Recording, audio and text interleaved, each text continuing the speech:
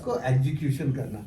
हर जगह एक तरह की डिजाइन, एक तरह की इंजीनियरिंग काम में नहीं आती। जितनी तरह की डाइवर्सिटी हमारी एग्रो हाइड्रो इकोलॉजिकल क्लाइमेटिक में जोन में है, उतनी ही हमारी उस डिजाइन में होती है। जी जी जी जी जी जी, क्या बात। तो दूसरा जो पीएचडी थी हमारी, वो थी नेचुरल इंजीनियरिंग की, और उस इंजीनियरिंग में संवेदना थी और संचेतना थी, बस सिंपल। तो आप बड़ी बातों को बिल्कुल अलग तरीके से कहते हैं। आज आपसे पहली बार मैं रूबरू होके बात कर रही हूँ। मुझे लग रहा है उन्हीं बातों को एक नए पर्सपेक्टिव में कहना, उन्हीं बातों को एक नए अंदाज में कहना, तभी शायद आप जैसे लोग बनते हैं। भगवान में विश्वास रखते हैं?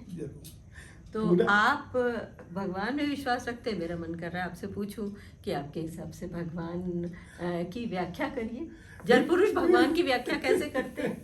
देखो, हमारे जो भगवान जी है ना, वो भगवान जी भारत के मूल अंतर ज्ञान के से सृजित भगवान जी हैं। हमारा जो भारतीय मूल अंतर ज्ञान था, उसमें उस वक्त के मनीषियों ने, ऋषियों ने ये जो शब्द बनाया, इस शब्द को वैदिक काल तक बहुत गहराई से पूजा जाता था। क्या है, हमारे भगवान है वैसे भूमि, जैसे गगन, वैसे वायु, अ से अग्नि और न से नीर। ये जो पंच महाभूतों का योग है, उससे ही पूरा ब्रह्मांड बना है। और इस ब्रह्मांड को चलाने वाला ब्रह्म, आपहा ब्रह्मास्मि, ये जो जल है ये ब्रह्म है।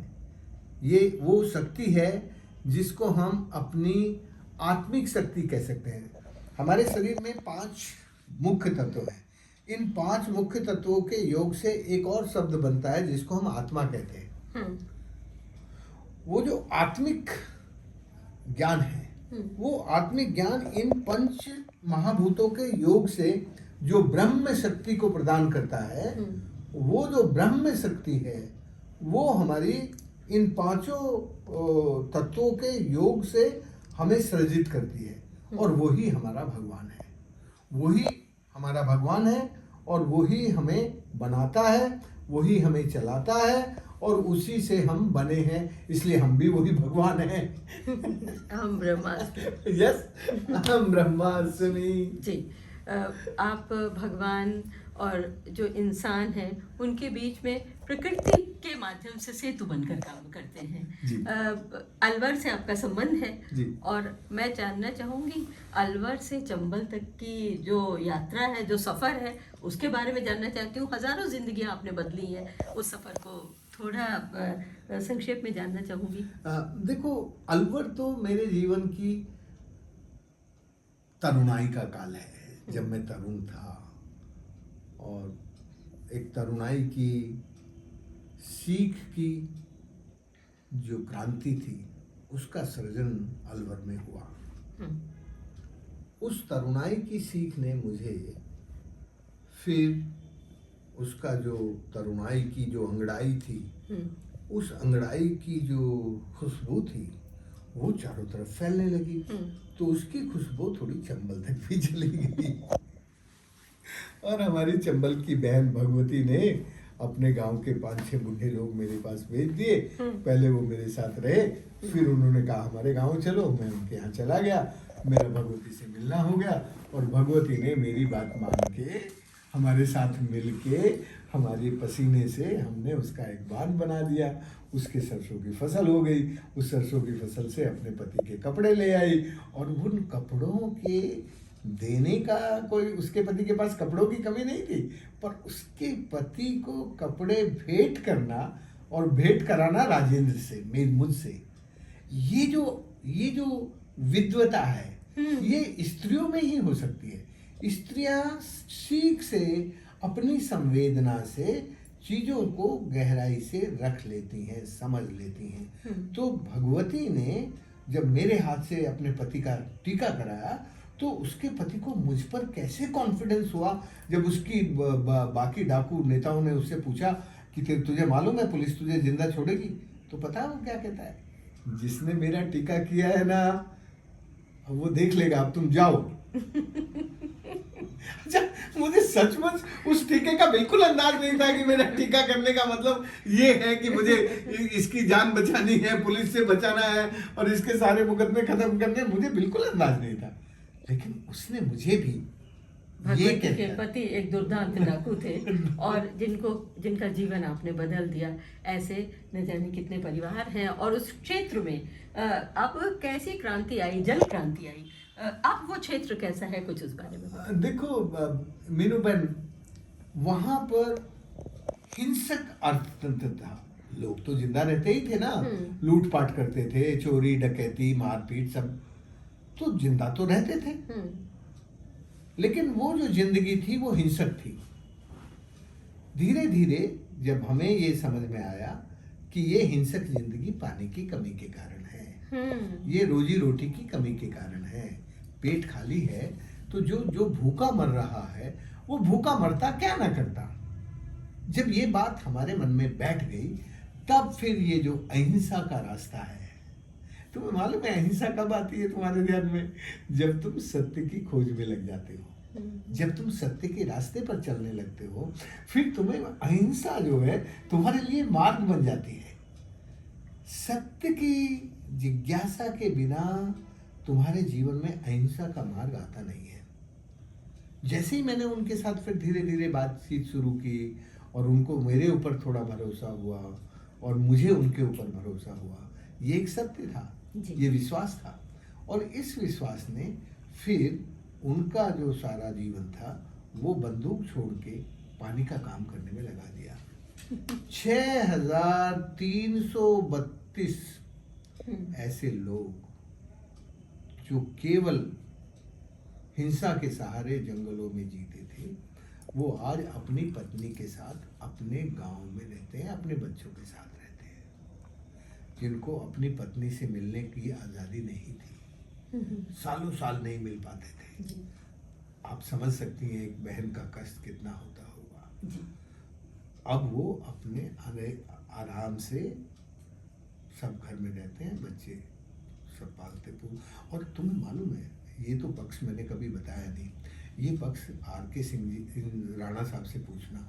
इस वक्त एक एक किसान के, किसी के 200 क्विंटल सरसों, 100 क्विंटल गेहूं, अच्छा, किसी के कितना चारा, कितनी भैंस, जिसके पास एक भैंस और बकरी नहीं थी, एक ऊंट नहीं था, एक गधा नहीं था, उसके पास आज 100 भैंस है। इसीलिए मैंने कहा ना कि तुम्हें अपनी टीम को आके जरा देखना चाहिए, क्योंकि इस कमरे में बैठ के भाई जी मैं बोलूंगा ना तो विश्वास किसी को नहीं होगा जी।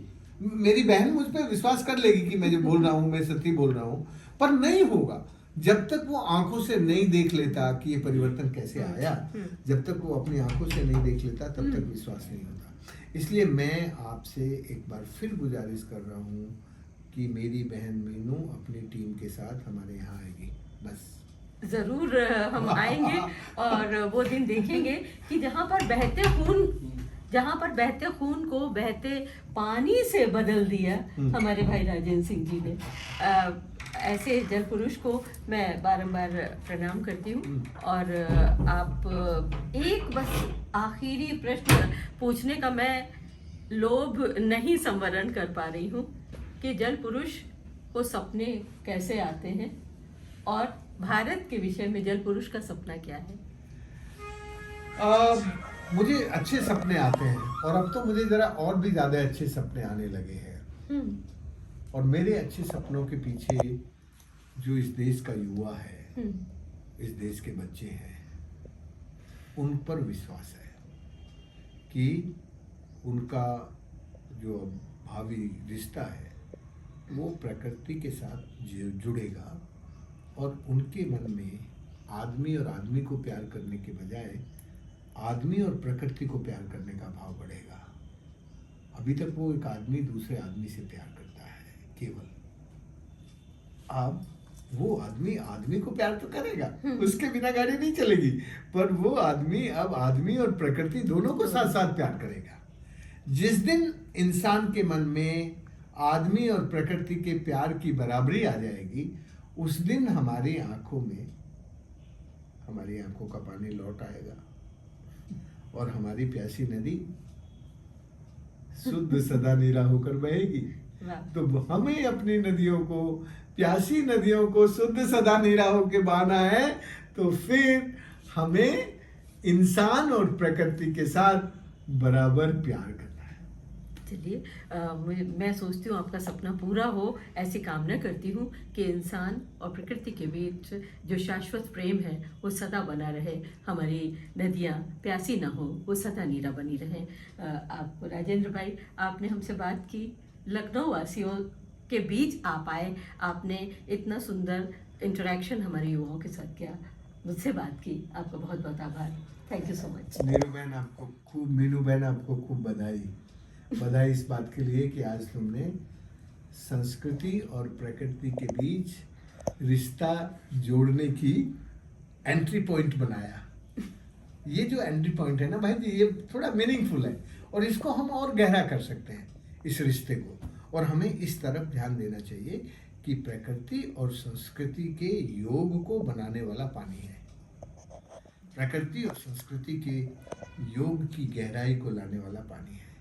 बस इस पर हम यदि आगे बिल्ड करेंगे तो ये जो हमारी बहन जी कुलगुरु हैं यहाँ की, इस यूनिवर्सिटी की, उनमें वो गहनता है, गहराई है, वो थोड़ी इन चीज़ों को समझ के और ज़्यादा आगे तक हमारे साथ चल सकती हैं। उनमें बहुत संभावना है साथ चलने की। हम साथ चलेंगे, आपके नेतृत्व में चलेंगे, प्रकृति से प्रेम करेंगे, ये संकल्प लेती हूँ। बहुत बहुत धन्यवाद। Thank you so much. Thank you.